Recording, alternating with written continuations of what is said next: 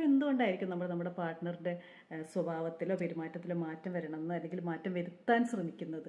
അപ്പം അതിന് പ്രധാനമായിട്ടുള്ള കാര്യം എന്താണെന്ന് വെച്ചാൽ നമ്മുടെ ഉള്ളിൽ നമുക്കൊരു സങ്കല്പം ഉണ്ടായിട്ടുണ്ടാവും.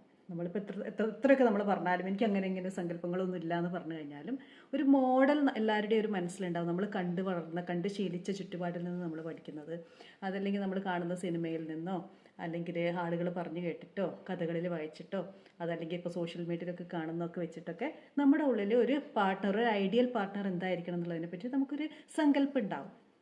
ആ സങ്കല്പത്തിലേക്ക് നമ്മുടെ പാർട്ട്ണർ എത്തിക്കാനാണ് ആക്ച്വലി നമ്മൾ ശ്രമിക്കുന്നത്.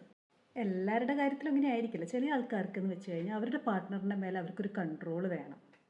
അതായത് നമ്മുടെ കൈവിട്ട് പോകുമോ എന്നുള്ളത്, ഒന്നുകിൽ അവരുടെ ഉള്ളിലുള്ള ഒരു ഇൻസെക്യൂരിറ്റി ആയിരിക്കാം, അതല്ലെങ്കിൽ പാർട്ട്ണർ കൂടുതൽ പെർഫോം ചെയ്യുമ്പോൾ അല്ലെങ്കിൽ നമ്മൾ വിചാരിക്കുന്നതിനേക്കാൾ അല്ലെങ്കിൽ നമ്മൾ ആലോചിക്കുന്ന പോലെ അല്ലാതെ വേറെ രീതിയിൽ പെരുമാറുമ്പോഴൊക്കെ അവർക്ക് നമ്മളേറ്റ് അടുപ്പം കുറഞ്ഞു പോകുമോ, അവരകന്നു പോകുമോ എന്നുള്ളൊരു പേടിയായിരിക്കും.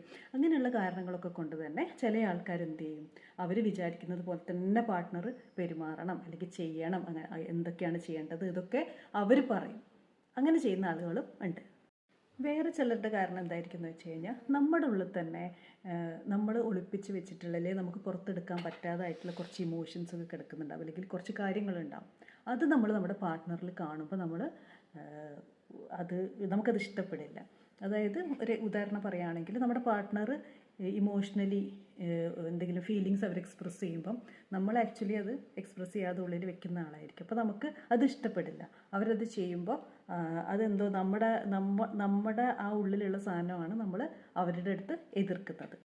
വേറൊരു പ്രധാനപ്പെട്ട കാര്യം പലരും ചെയ്യുന്ന കാര്യം എന്താണെന്ന് വെച്ച് കഴിഞ്ഞാൽ നമ്മുടെ പാർട്ട്ണർ ലൈഫിൽ നല്ലോണം ഇമ്പ്രൂവ് ചെയ്യണം, അവർക്ക് വളർച്ച ഉണ്ടാവണം, അവരെ അച്ചീവ് ചെയ്യണം എന്നൊക്കെ ആഗ്രഹിക്കുന്നവരായിരിക്കും.